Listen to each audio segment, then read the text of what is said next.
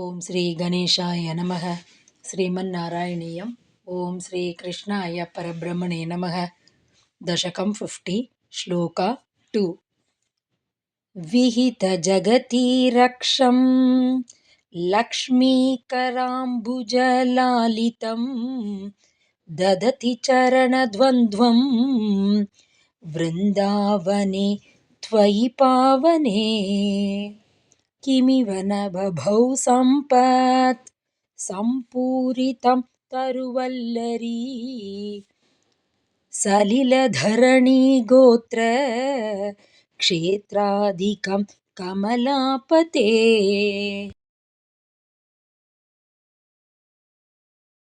Word by word meaning.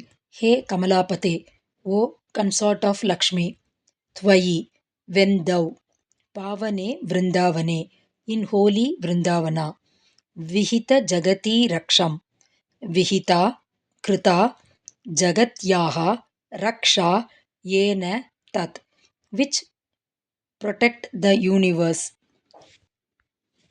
Lakshmi Karambuja Lalitam, caressed by the lotus hands of goddess Lakshmi. Charanadvandvam, the pair of feet. Dadati, didst place. Taruvallari, Salila Dharani Gotra Kshetradikam. Taravaha, Vallaryaha, Salilam Dharani Gotram Kshetraha Adihi Yasya Tat. The trees, creepers, water, earth, mountain, field, etc. Kimiva Sampat Sampuritam. How full of prosperity. Na Babhau, did they not shine?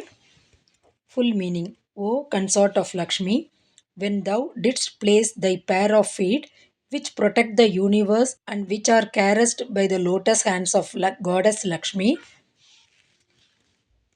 in holy Vrindavana, how prosperous and glorious did the trees, creepers, water, earth, mountains, fields, etc.